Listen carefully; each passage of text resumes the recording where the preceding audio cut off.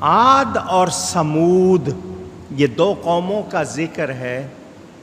یہ چچا زاد کہنا چاہیے، یعنی ایک دادے کی اولاد، ایک کی اولاد عاد اور دوسرے کی سمود. ہود علیہ السلام کی قوم کا نام عاد تھا اور حضرت صالح علیہ السلام کی قوم کا نام سمود تھا. یہ عاد اور سمود ان دونوں کی ہلاکت کے درمیان 500 سال کا عرصہ فاصلہ ہے. عاد اور سمود کو دونوں کو بھائی لکھا گیا ہے.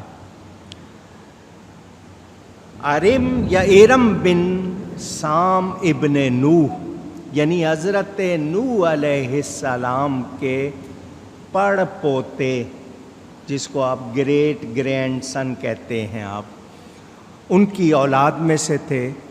اور حضرت نوح علیہ السلام کے بیٹے سام کے 5 بیٹے بتائے جاتے ہیں، اگر یہ روایات صحیح ہوں جس طرح کتابوں میں ہیں. ارم تھا، ارفحشا تھا، عالم تھا، الیفر تھا، الاسود، یہ 5 بیٹے ان کے بتائے جاتے ہیں جن کی اولاد. یہ جو ارم تھے یہ ان 5 سے کمزور اور بالکل جس کو کہتے ہیں نا لیزی، ناکارہ. ان کے 7 بیٹے تھے، عاد، سہار، جدیس، دبار، سمود، تنم اور جاسم. عاد اور اس کی اولاد یعنی یہ جو ہود علیہ السلام کی قوم، یمن میں ان کا مسکن تھا، اور ان کی اولاد کا آگے مسکن حجاز اور شام. حجاز یہ وہ علاقہ جو اب سعودی عرب میں آ گیا، مکہ، مدینہ، جدہ ملا کر اس علاقے کو حجاز کہتے ہیں.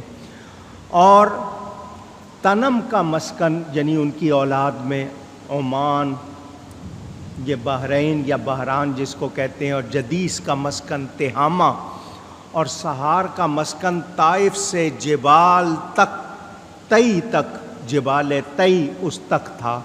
اور جاسم کا مسکن دوسرا تھا، اس کو الحرم صفوان کہتے ہیں.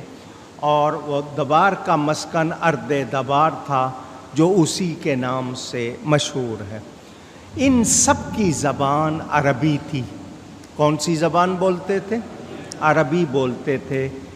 یہ سب کے سب ختم ہو گئے، ان کی نسل میں کوئی بھی باقی نہیں رہا.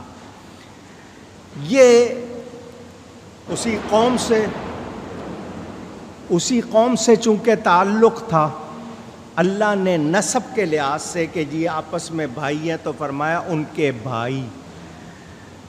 ہود علیہ السلام کا نام کتابوں میں عابر بھی لکھا ہوا ہے، لیکن باوقار شخصیت تھے، باروب شخصیت تھے، اس لیے ہود کے نام سے مشہور ہوئے. 150 سال عمر پائی اور اس دنیا میں اللہ کے نبی تھے.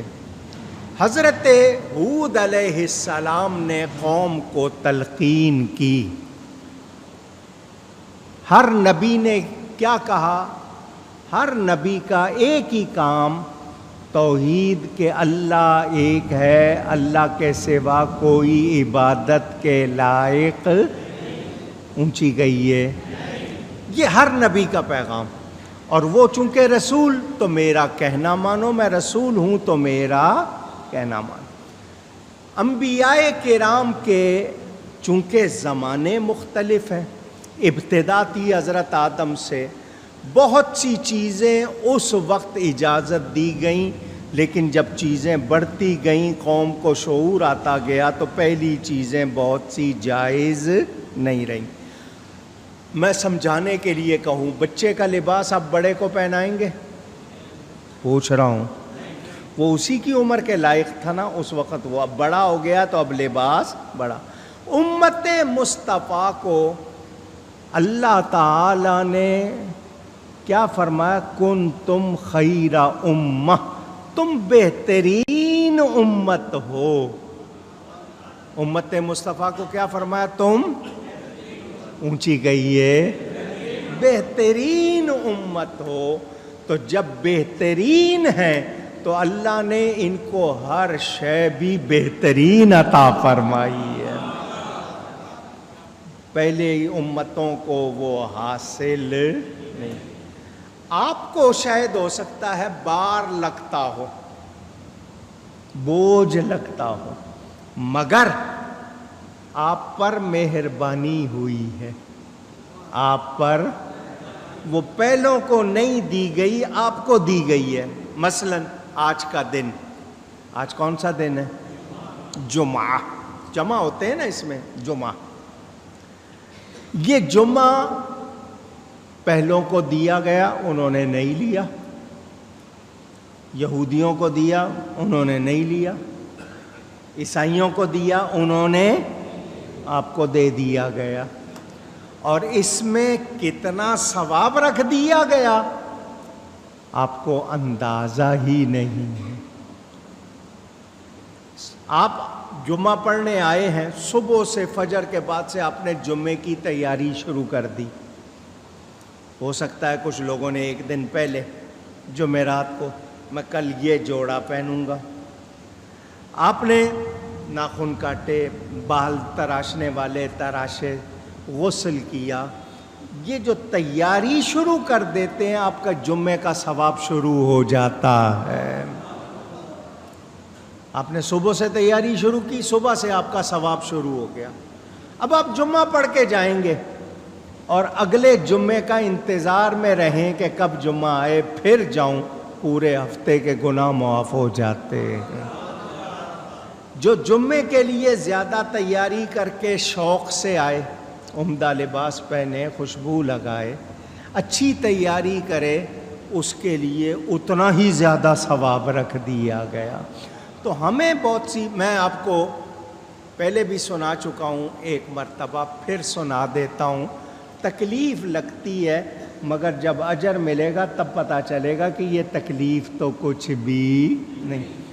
میں نے پہلے بھی سنایا، پھر سناتا ہوں.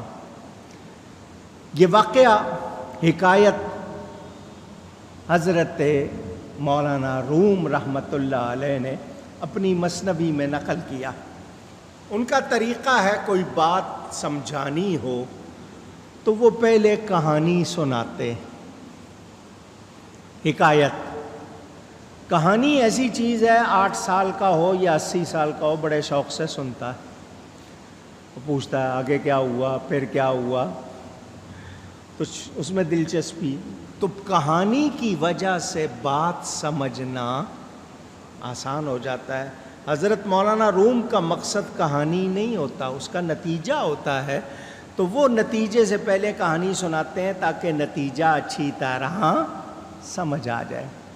فرماتے ہیں ایک شخص تھا، سفر کر رہا تھا، گرمی تھی، دھوپ تھی، اس نے کہا میں کچھ دیر آرام کر لوں.